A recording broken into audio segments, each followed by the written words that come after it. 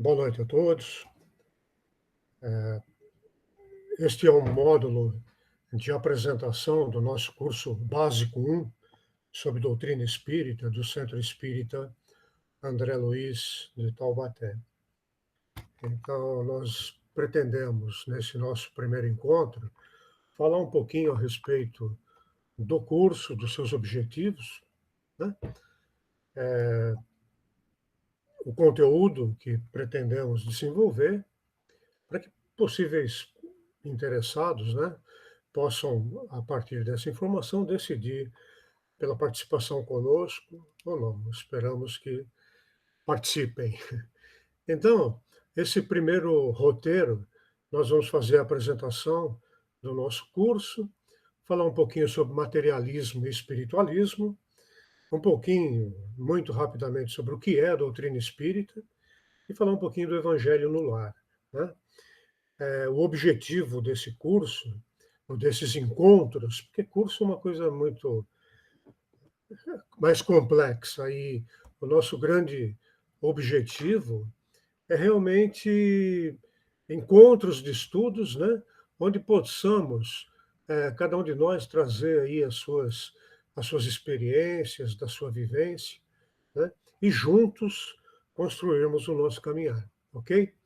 Então, nós vamos buscar no Evangelho segundo o Espiritismo, no capítulo 6, uma mensagem do Espírito à Verdade, né, dada em Paris, 1860.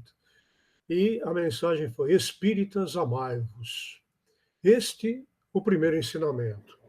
Instruí-vos. Este, o segundo. Muito bem. Então, como fazer isso, né? Como buscar esse, esse objetivo? O primeiro, amando-nos, não tem outra maneira, né? Exercitando a vivência do amor, como Jesus nos ensinou. O instruí-vos tem várias formas.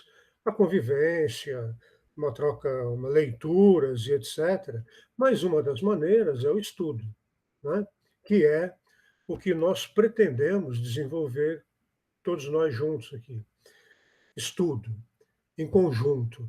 Nada de aula, nada disso. Uma troca de ideias, né?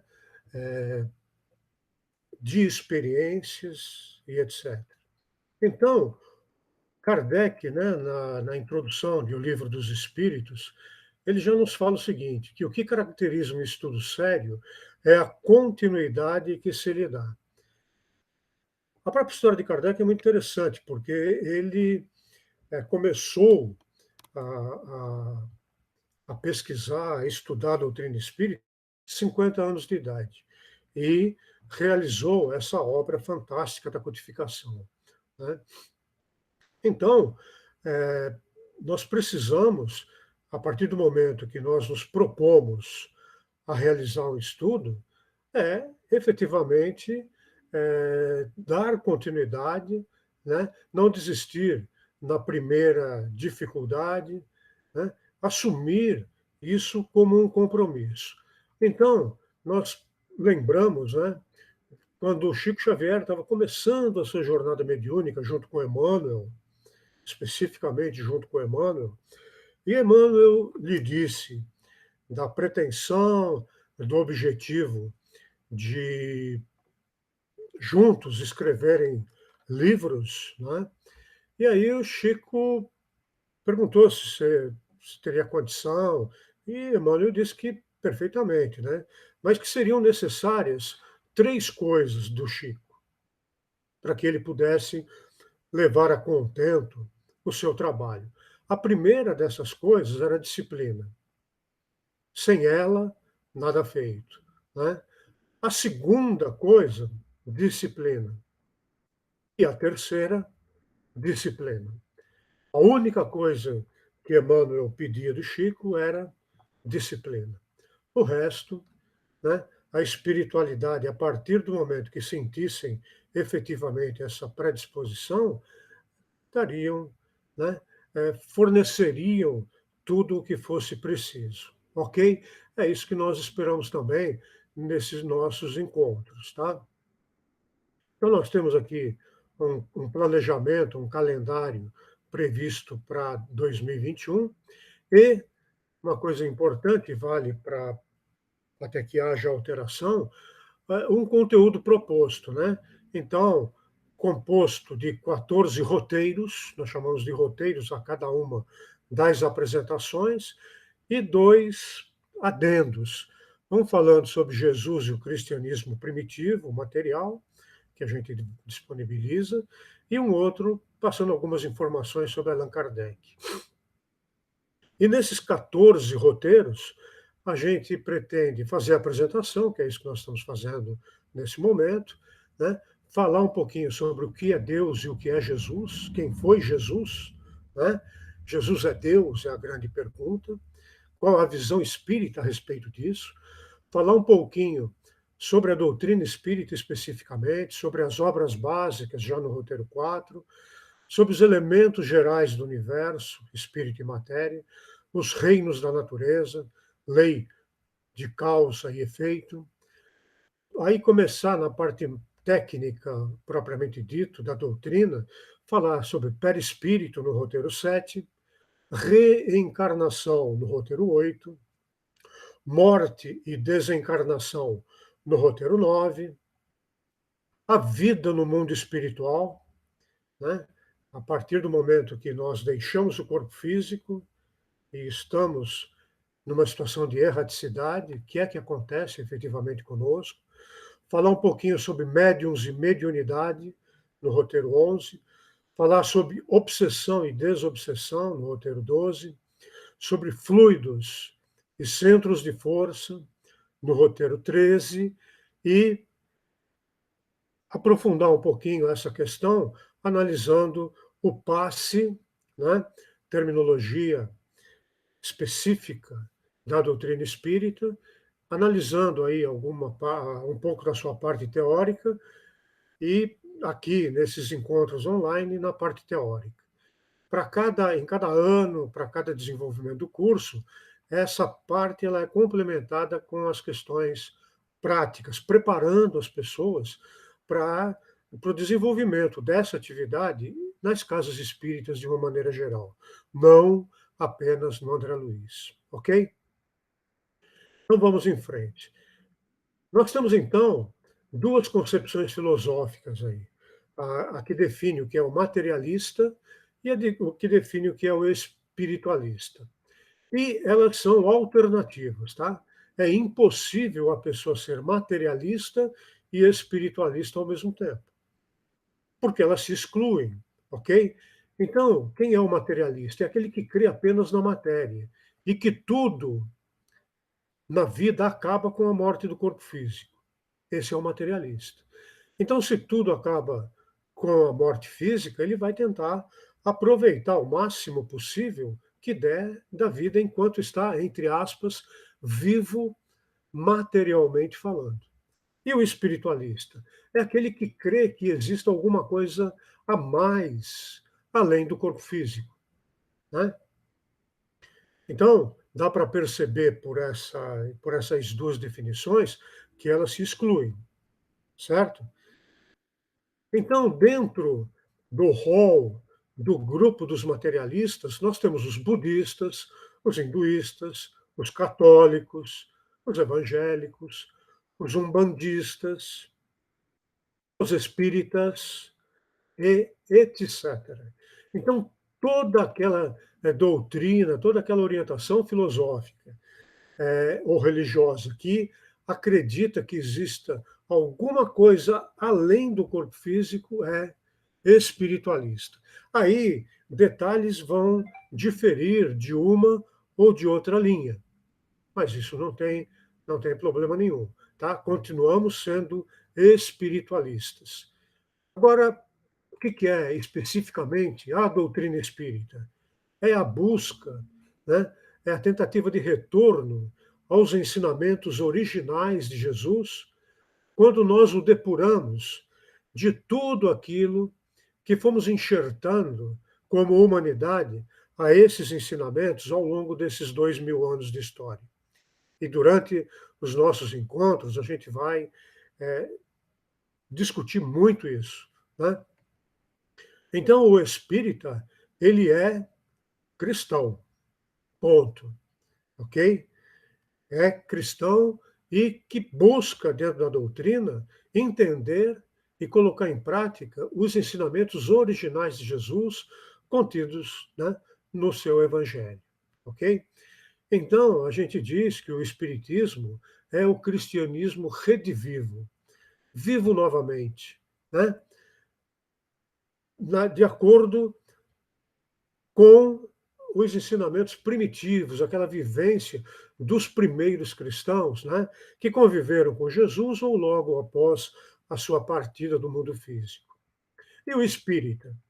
O espírita é todo aquele que segue a doutrina espírita, ou seja, a doutrina trazida pelos espíritos superiores. Quem são esses espíritos superiores, especificamente no caso da doutrina?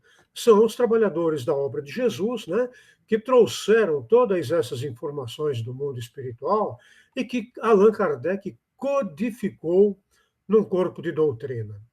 Então, o espírita, ele é aquele que segue os ensinamentos dos espíritos superiores codificados por Allan Kardec.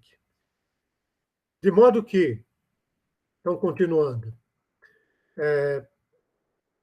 e quem foi, né, Allan Kardec? Allan Kardec era um cientista da segunda metade, nasceu no século XIX, no início do século XIX, e que a partir da segunda metade do século XIX, 1850 e alguma coisa, né, 54, 55, começou a estudar a doutrina, né, a doutrina não, os ensinamentos da espiritualidade, quando ele foi informado de que, através daquela movimentação de mesas e daquela forma rudimentar de comunicação, essa alguma coisa que se comunicava dava respostas a perguntas que eram feitas.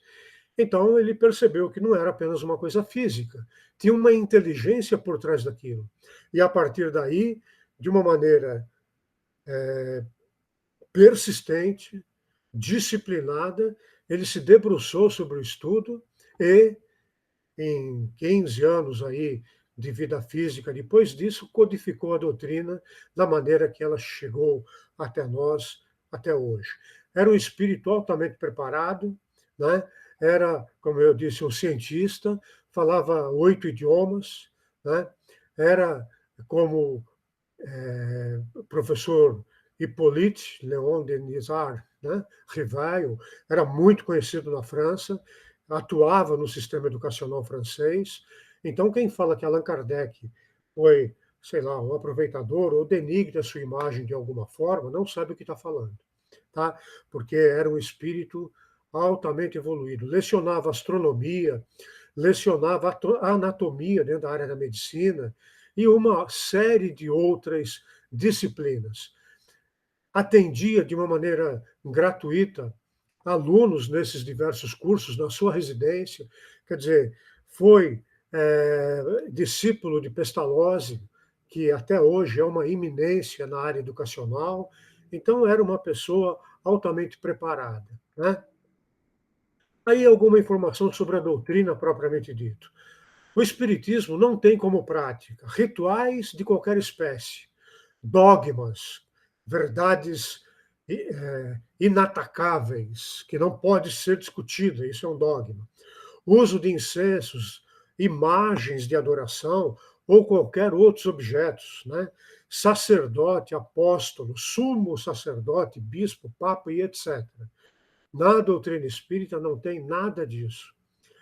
A única coisa que diferencia um espírita do outro é a questão da sua evolução moral do ponto de vista espiritual, que a espiritualidade nos vê assim como somos, né? E tem na casa espírita, obviamente, uma certa hierarquia, mas definida por uma lei civil.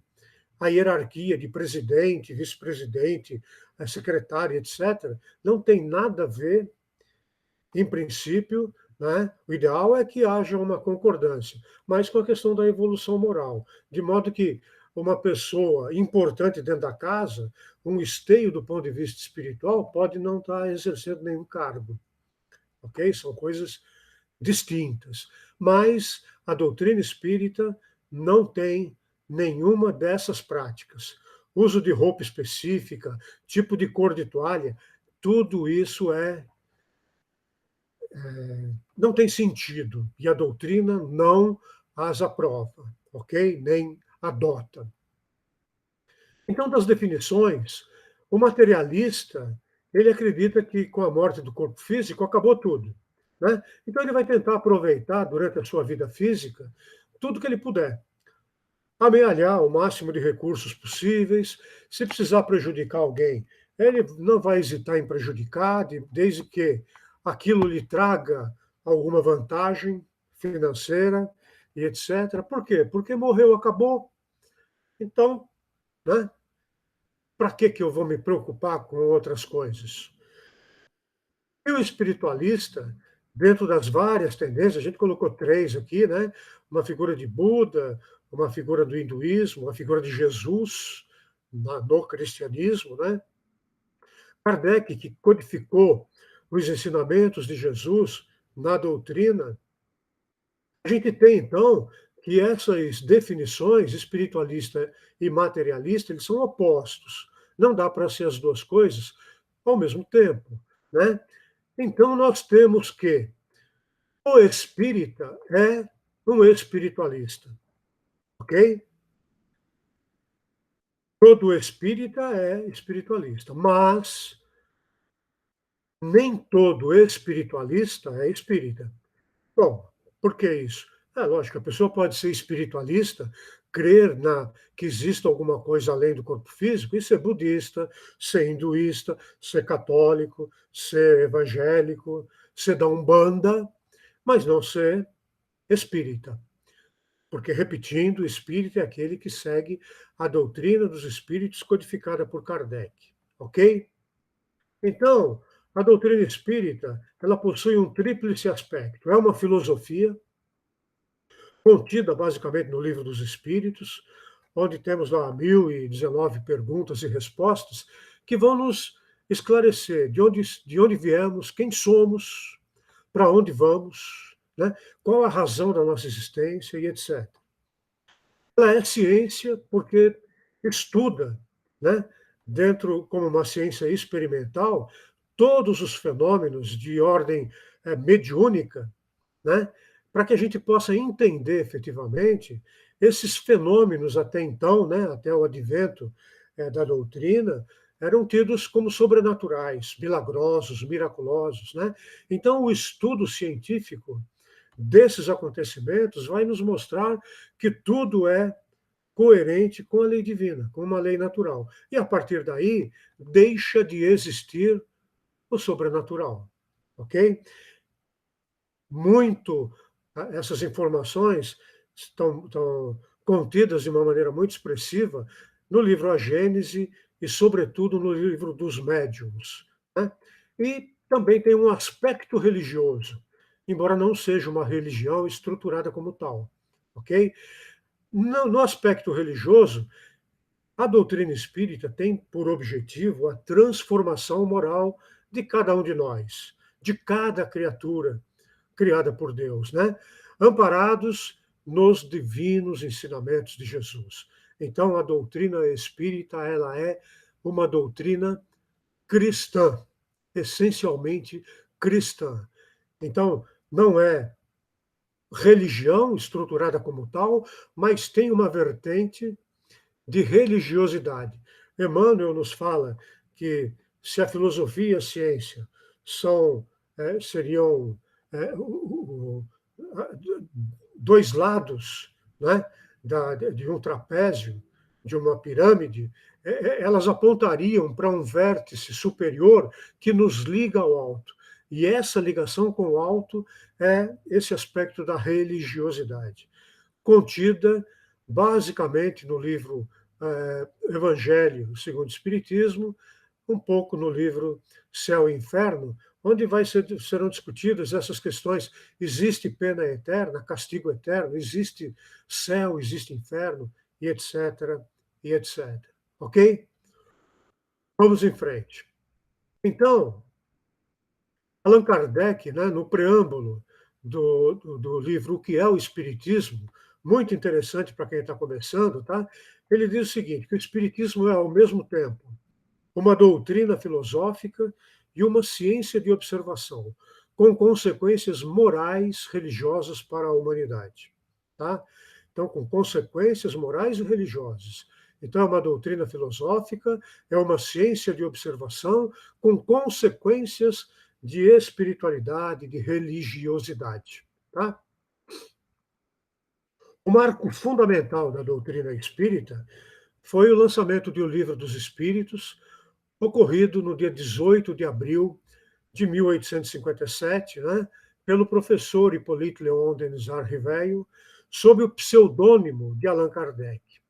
Allan Kardec era um nome que foi esclarecido ao professor Hippolyte Riveio, né, que ele usava, ele era uma reencarnação de uma entidade celta, né, dos druidas, e que usava o nome de Allan Kardec. Então ele adotou isso até para não confundir a sua produção espírita com a sua produção científica, né, dentro da academia francesa, ok?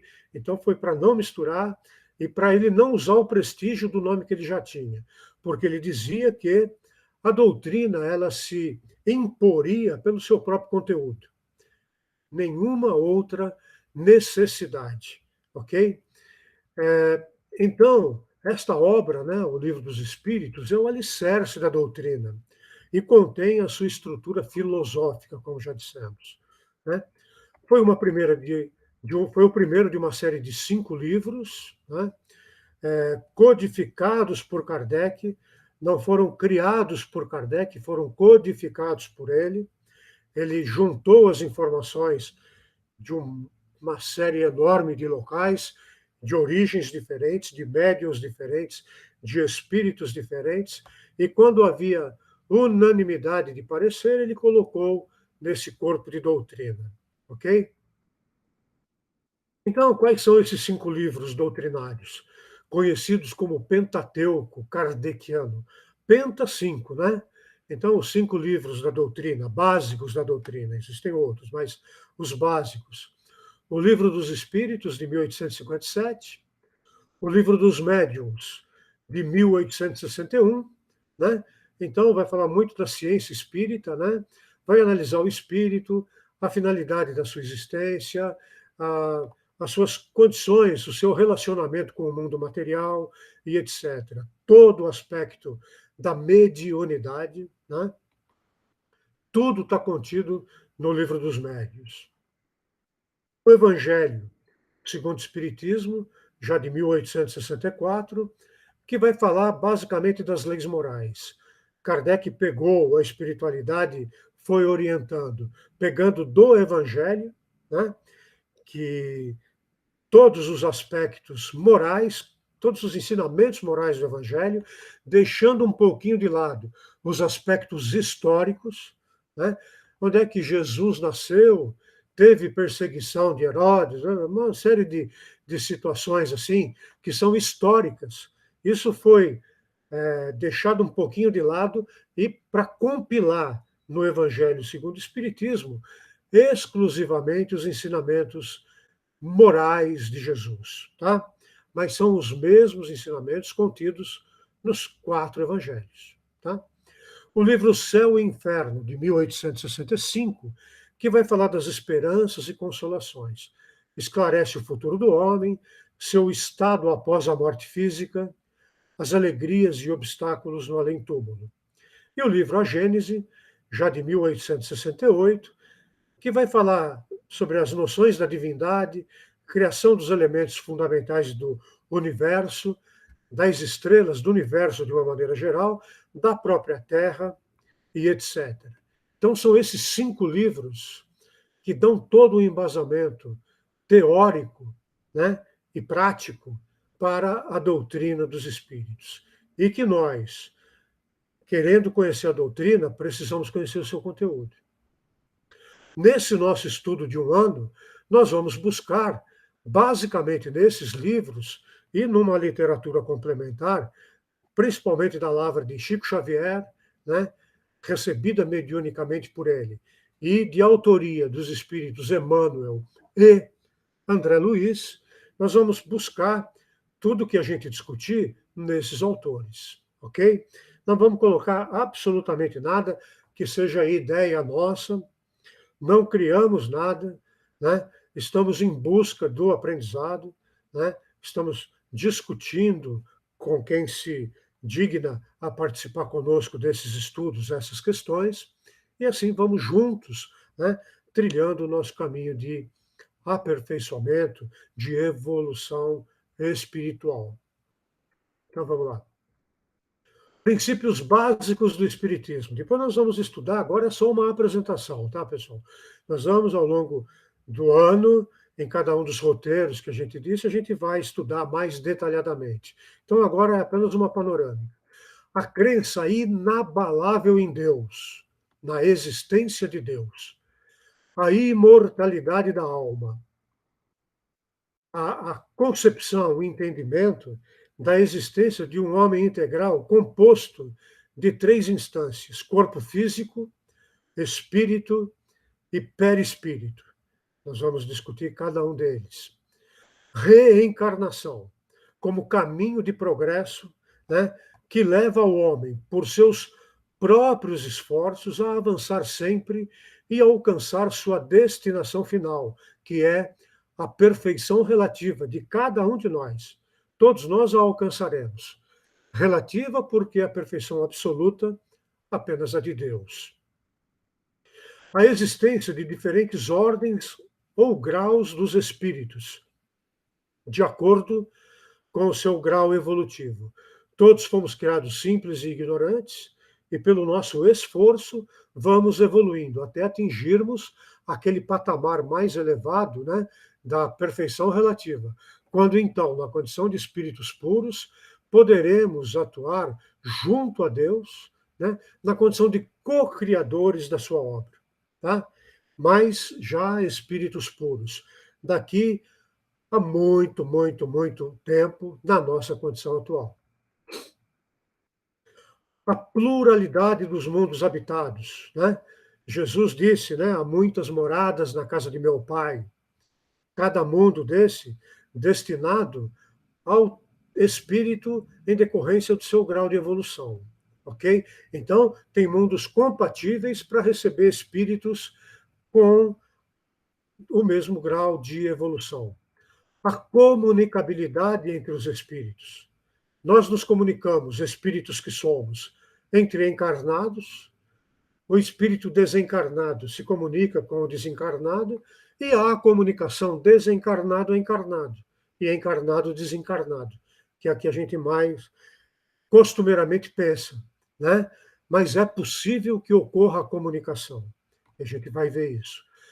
A ação incessante dos espíritos sobre o mundo moral e sobre o mundo físico. A vida futura, né, entendida aqui depois da morte do corpo físico. Existem penas e castigos eternos.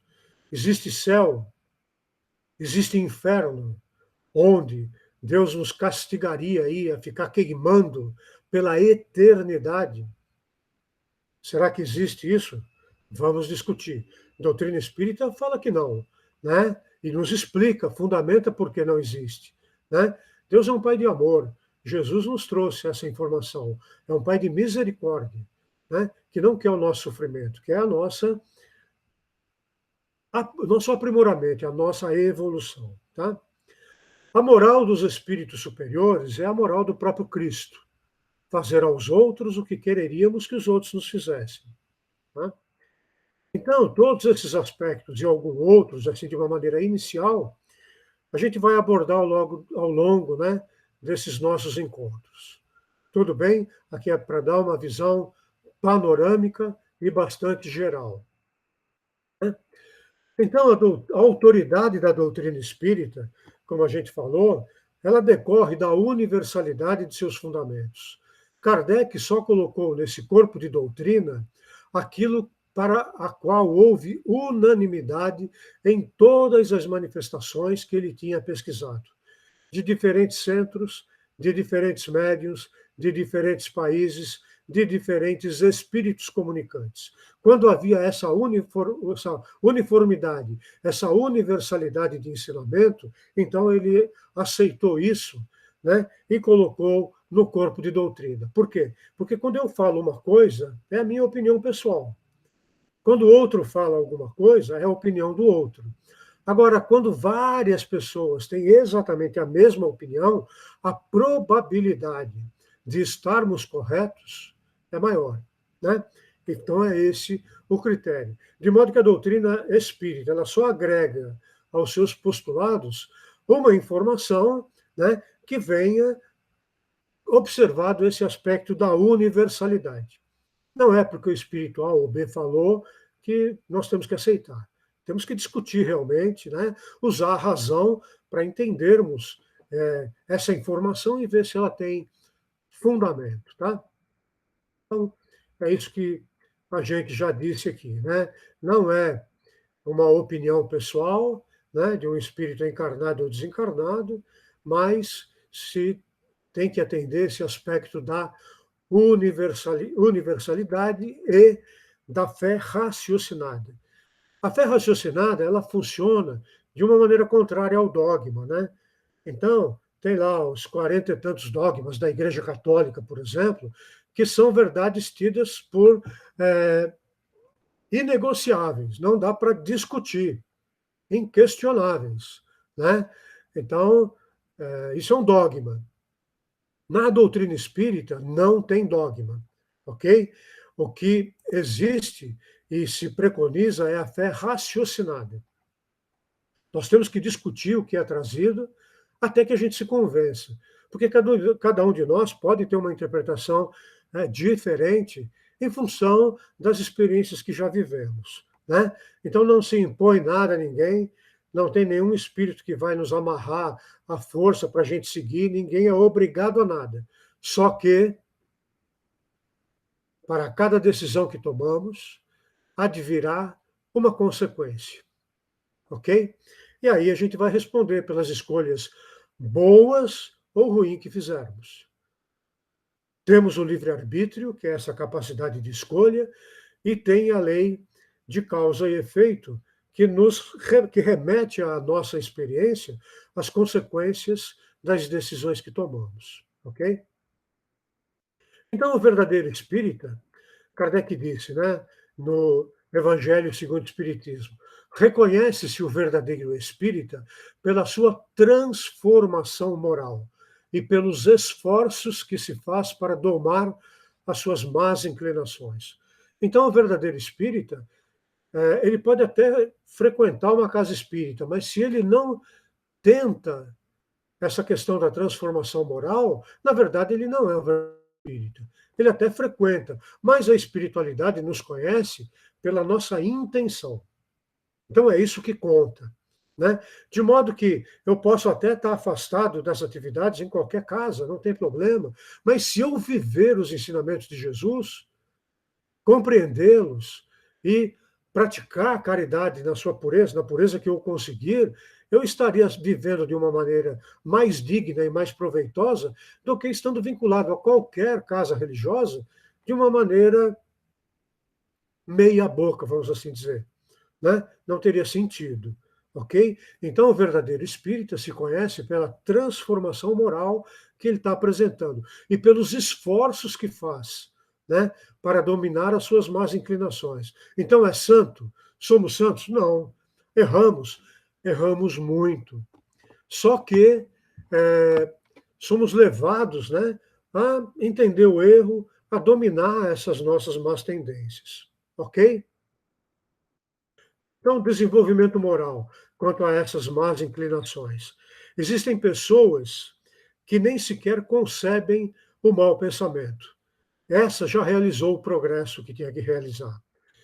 Existem aquelas que ainda têm esses pensamentos intercalados no nosso dia a dia, mas que o repelem. Né? Então, estas como nós, a nossa grande maioria, nós estamos em vias de realizar esse aprimoramento moral. E, por fim, tem aquelas que têm o mau pensamento e se compraz nele, se satisfaz no mau pensamento. Então, essa ainda está sob toda a força do mal e tem todo o caminho para percorrer. Numa primeira, né, o trabalho está feito. Nas outras, com uma gradação de intensidade, ele está por ser realizado. Ok? Então, uma proposta, pessoal, para o início dessa nossa caminhada, tá? Evangelho no lar. É uma atividade extremamente importante. Extremamente importante. Então, vamos falar o que é o Evangelho no lar. E é uma atividade, como nós dissemos, que a gente já tem a pretensão que todos nós possamos implementar nas nossas casas. Tá? Então, o que é? É uma reunião em família para estudo e reflexão dos ensinamentos de Jesus. É um ato de adoração a Deus. Tá? É uma reunião semanal, com dia e horário determinados, e duração média de 30 minutos. Pode variar, um pouco mais, um pouco menos, ok? Então, reunião em família para reflexão dos ensinamentos de Jesus, né, do Evangelho, é um ato de adoração e é semanal, né, com duração de 30 minutos. Aqui está falando, reunião em família. Ah, sendo na minha casa, ninguém quiser fazer, eu posso fazer sozinho? Pode. Existem outros espíritos convivendo conosco na nossa residência, né? Se nós nos propusermos a fazer o Evangelho, espíritos amigos, protetores, estarão conosco. De modo que a gente pode começar sozinho, entre aspas, porque sozinho, na verdade, nós nunca estamos. Né? De modo que as pessoas que convivem conosco, com um pouco de tempo, perceberão o nosso esforço e automaticamente se agregarão a nós. Ok? Então, e qual é a importância do Evangelho no lar? Melhoria no ambiente doméstico, no ambiente espiritual doméstico, nas vibrações da casa, né? É um processo avançado de defesa exterior, ações de outros espíritos que poderiam visar o nosso desequilíbrio, nos prejudicar enquanto família, enquanto pessoas, individualmente falando, né? E essa defesa, ela acontece pelas claridades espirituais que acende em torno do nosso lar, né? Ele fica iluminado, efetivamente, pelas nossas boas vibrações, somadas às vibrações dos nossos amigos espirituais. Então, estaremos protegidos. Por quê? Porque aquele que ora, e orar é diferente de rezar, né? Orar é um sentimento. Pode até ter palavras, sem dúvida, mas não coisas decoradas, né? Orar é nós entrarmos em comunicação, né? Sem ser uma atividade mediúnica, entrarmos em comunicação com o Pai ou com seus representantes, né? Esses bons espíritos que nos assistem na nossa caminhada, ok? Então, todo esse pensamento elevado é uma forma de oração.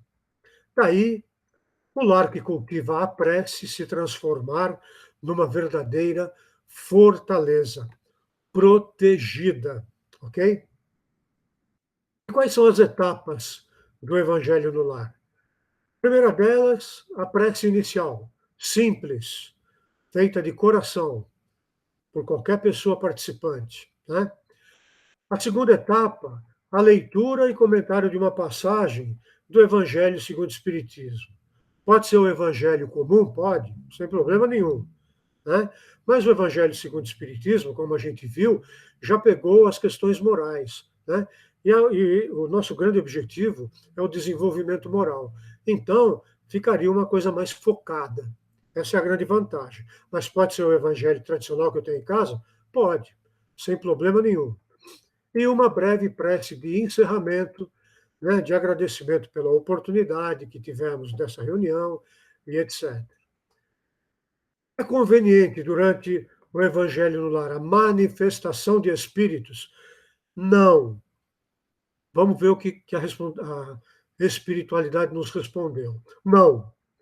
A reunião acontece sobre a assistência, sobre a proteção dos benfeitores espirituais, não tem a finalidade de ser uma reunião mediúnica, ok?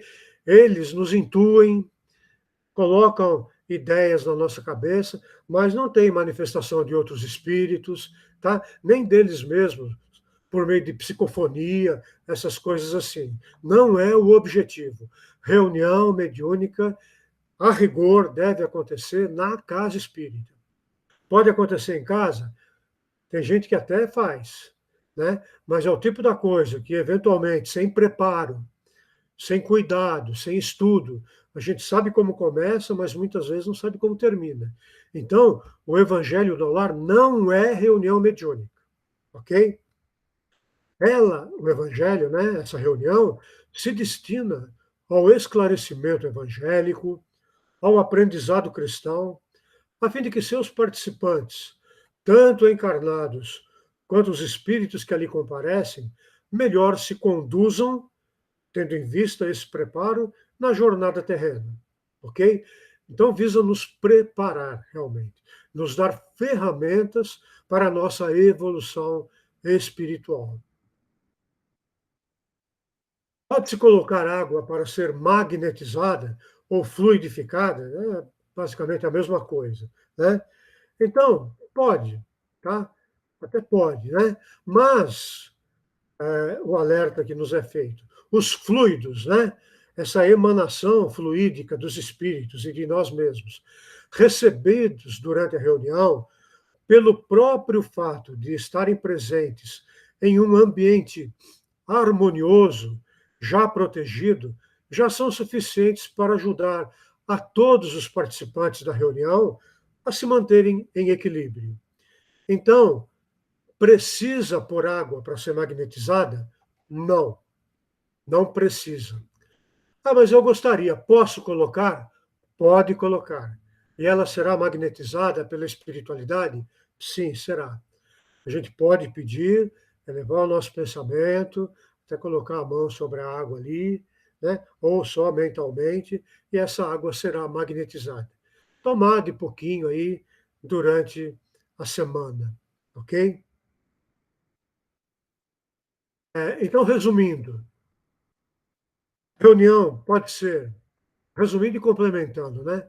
A reunião pode ser enriquecida com uma leitura de uma mensagem espírita de livro tipo Pão Nosso, Fonte Viva e etc., né?